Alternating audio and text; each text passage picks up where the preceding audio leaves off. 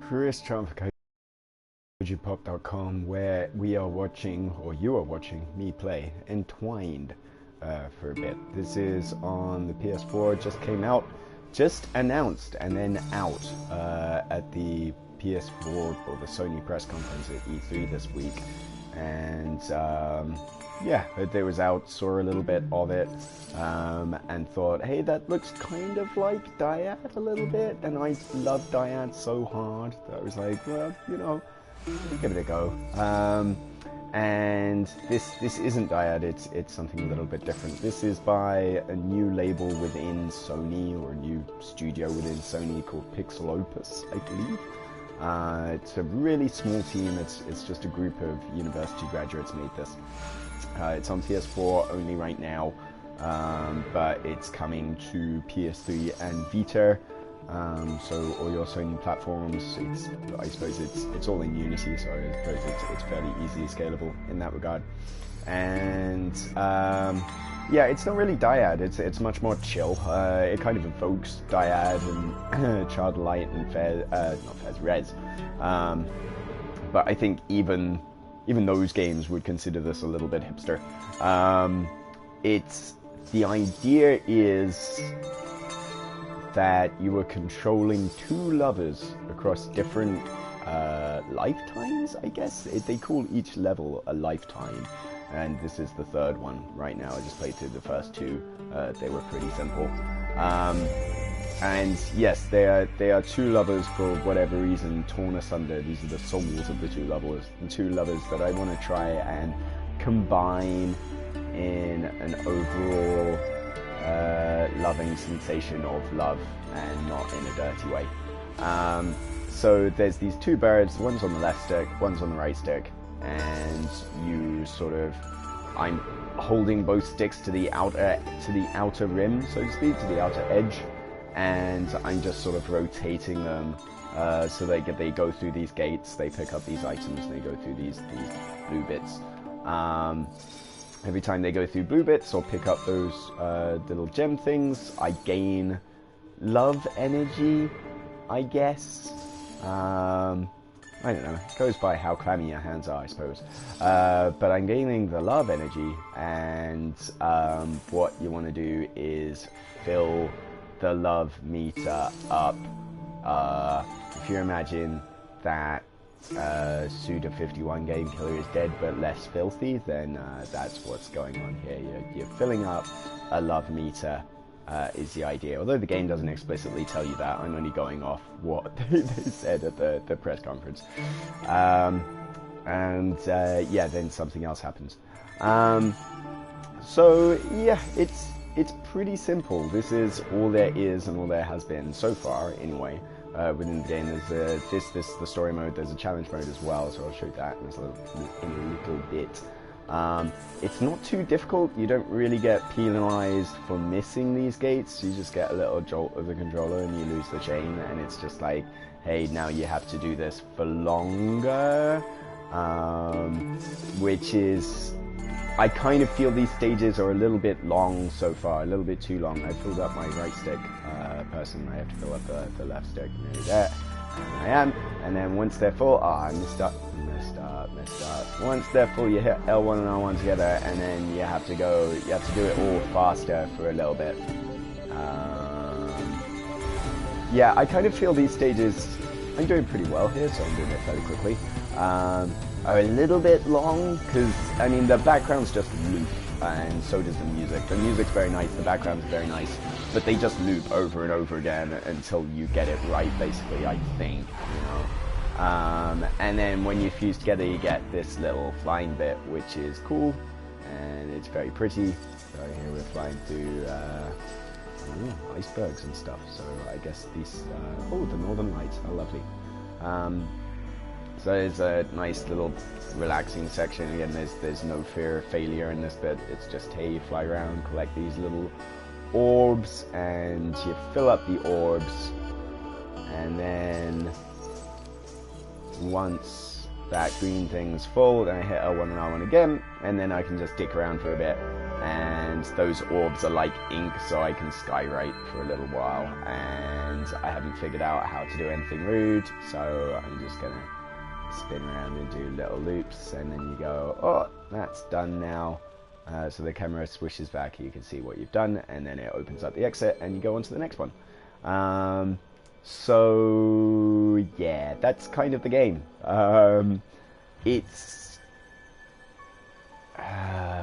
It's really pretty in a that game company kind of sense. You know, in that, oh hey, you know, it's certainly less mechanically demanding than something like Rez is, or something like Child of Light is, but I don't know, I think in that regard it kind of makes me think, oh, it's kind of more like Flower is the mood that they're going for, and the fact that there's doesn't seem to be any fail states really so far, but this looks quite dark and scary, doesn't it? So maybe I will mess up, I don't know. But yeah, I still think that something like Flower and something like Journey is still mechanically involved. You know, even though it's the sort of, I don't know, the indie detractors would tell you that it isn't. And so far that I'm not really seeing much here, you know, game-wise, that isn't in an iPhone Endless Runner. It almost makes me feel that this would have been, like about 3 years ago, this would have been a Kinect game. And it would have been, hey, right, your left hand to control the left guy and the right hand to control the right guy. But, you know, thank merciful heavens that isn't the case. It is very pretty, it's very relaxing, and I think that's the thing. It is just, you have to think, oh, I'm just going to play this to unwind for a bit without fear of failure or anything like that, but it's hardly, it just doesn't feel like there's too much of a game here yet, so far, that is. And it doesn't, because these stages are all segmented in their individual lifespan, so to speak. It doesn't feel like there's much of a core narrative joining it together at the same time. So yeah, I'm not convinced at the moment, but I'll play more, and there'll be a full review on kaijupop.com, you know, in the near future. But then again, if we quit out of here, there is challenge mode here. Which it's entirely separate, so it's like 5 stages here, and you have high scores. It's like reach 180 in water to unlock wood. Remember when the Emotion Engine came out, and you know the PlayStation 2 sort of marketing was all about the Emotion Engine, and they said, oh, you'll be able to feel things like wood. I remember wood, like a convincing wood was a marketing point for the PlayStation 2. But just seeing that made me remember, and it was, hey, the Emotion Engine, this game is supposed to give you feels. Okay, so this, yeah, I've got a score counter that's going up, and this certainly looks a lot more sort of trippy and resish. But this seems to be, rather, instead of a meter, those green ones you got to do together. Instead of a meter at the top, I appear to have just 3 strikes and you're out kind of thing. So this is the concession to being gamey, I suppose, is having a sort of Endless Runner style approach to it. What did I want? 160, that's what I wanted. So unlock wood.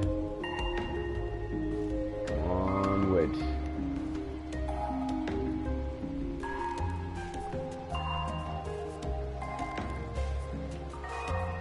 Yeah, this has potential, I think. This mode does, you know, as a complement to the main game, I think. In that it's something that I could envisage getting quite speedy and quite difficult.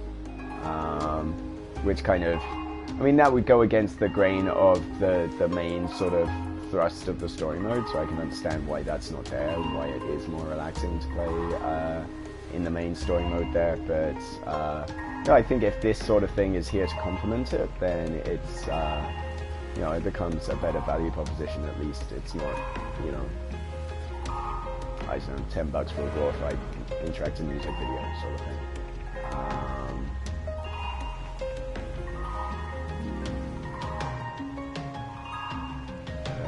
used up one of my chances. I think we've got this one in the bag, ladies and gentlemen. Oh no, I haven't said that. Oh dear. What did I get? Well, 129. Dear, dear, dear. Where does that put me on leaderboards? Number one of all of my friends that got this because, you know.